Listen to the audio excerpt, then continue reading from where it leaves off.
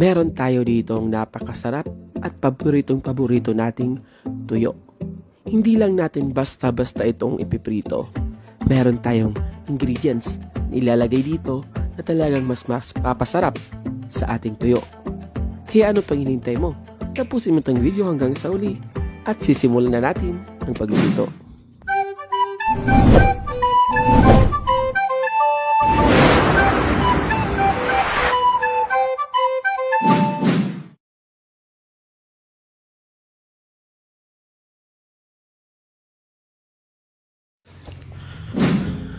At para sa ating unang procedure, buksan natin yung ating induction cooker. And then, painitin natin at maglalagay tayo ng ating oil. Ayan, damihan na lang natin. Kailangan talaga na maraming ating oil. Buksan na lang natin yan. Kasi, ipiprito muna natin yung ating tuyo. So pag mainit na ay pirito na natin yung ating tuyo. Ang ating ginamit dito na tuyo, ang tawag sa amin dito ay yung ating tamban. Hindi ko lang alam kung anong tawag dyan sa inyo. Comment down below kung anong tawag sa tuyo na ito.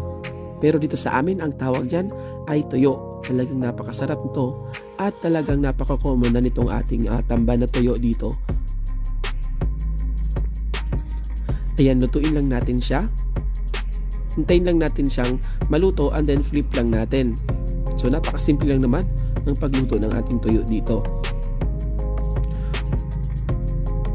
So comment down below kayo kung ganito rin ang iyong ulam ngayon.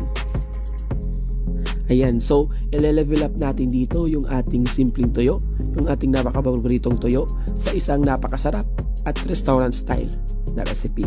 So di mo akalaing tuyo lang ang ating ginamit dito.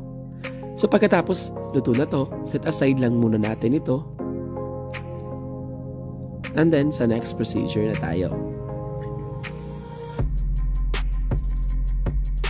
Para nga sa ating next procedure, gagamit lang tayo dito ng 3 piraso ng ating kamatis. So, yung ating kamatis dito ay yung malalaking kamatis talaga. Ayan, pero medyo may kamahalan ito.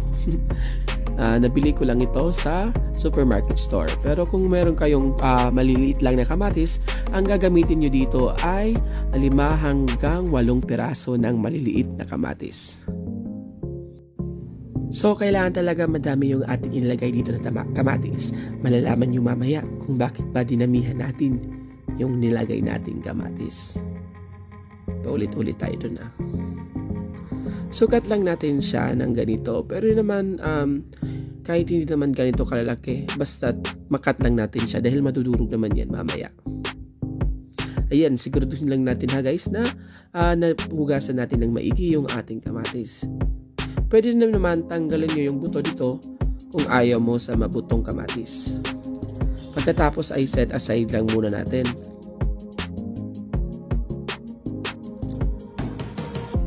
And then maghihiwa tayo ng ating bawang at sibuyas. Unahin na natin yung ating sibuyas dito. Kung meron kayong white onion, mas maganda din yun. Chop lang natin siya. So maliliit dapat yung ketchup natin dito.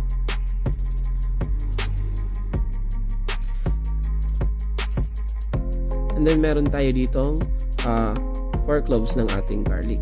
Cut lang natin siya ng maliliit din. Pagkatapos ay set aside lang natin and ready na natin yung ating induction cooker. So on lang natin yung ating induction cooker. Ilagay na natin yung ating frying pan. Turn lang natin yung heat into medium.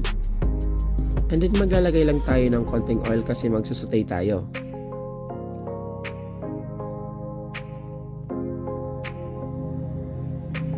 Painitin lang natin and then ilagay na natin yung ating bawang. Ayan, magtatanong tayo, ano ba yung inuuna yung pang-sutay? Yung bawang or yung sibuyas? Comment down below.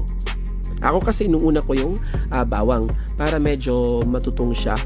And then inuhuli ko yung ating sibuyas. So antayin lang natin na maging translucent yung ating sibuyas bago natin ilagay yung ating kamatis. So naaamin nyo ba guys? Ang bango-bango talaga. Ako lang ba yung nababanguhan sa ating pinagsusutay ito?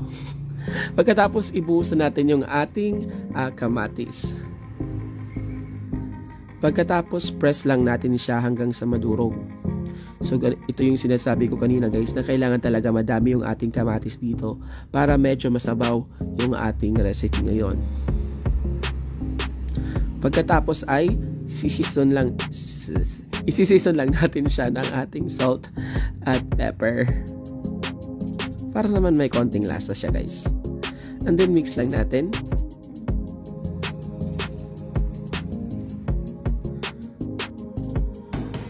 And then kailangan talagang ma-press natin ng maigi yung ating kamatis para magtubig siya. Tama ba yung term ko?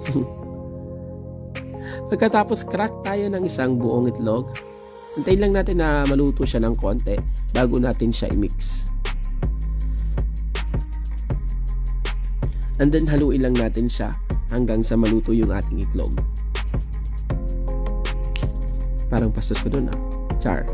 Ayan, so pag naluto na nga yung ating itlog, ay ibubuhos na natin dito agad-agad yung ating napakasarap na prito nating tamban, yung ating tuyo. So napakasarap talaga ng ating recipe na to. Hindi mo akalaing tuyo lang yung ating nilagay dito. So pang restaurant yung lasa at talagang affordable pa, di ba guys? So ilagay na natin yung ating tuyo dito. Ano bang ginagawa natin yan? Pang thumbnail lang yan guys. Pagkatapos ay hahaluin lang natin siya ng maigi. Haluin lang natin para yung dagdag asin ng ating tuyo ay malagay dun sa ating ingredients. Kaya hindi na rin natin dinamihan yung ating salt kasi maglalagay tayo ng ating tuyo. Alam niyo naman yung tuyo ay medyo maasin na rin. Para hindi maging maasin yung ating kamatis dito. So haluin lang natin and then lutuin lang natin siya ng 1 to 2 minutes lang. Para manuot talaga yung lasa dito. So after 2 minutes, ito na, maglalagay tayo ng ating liquid seasoning. Nakalimutan natin yun Pandagdag lasa lang din ito. Pero kung wala kayo nito, pwede naman oyster sauce na lang yung gamitin dito. And then haluin na lang natin and then lutuin na lang natin siya ng 30 seconds. Mabilisan lang. Dahil luto naman yung ating tuyo, hindi naman kailangan na matagal yung pagluto dito. Pagkatapos ay ilalagay na natin siya sa ating serving plate. Diba napakabongga? Ibuhos na rin natin siya agad. And then ready niyo yung kanin nyo. Kasi mapapadami kayo ng kain dito sa sobrang sarap. O diba? Ito na, ang ating napakasarap na kinamatisang tuyo. Maraming salamat sa panonood. I hope ay meron na naman kayong natutunan dito sa ating napakasarap at kakaibang recipe. Hindi mo akalaing pwedeng gawin ito sa ating tuyo. Huwag mong kalimutan mag-like and subscribe sa ating YouTube channel at sa ating Facebook page. Thank you for watching. Stay safe and God bless.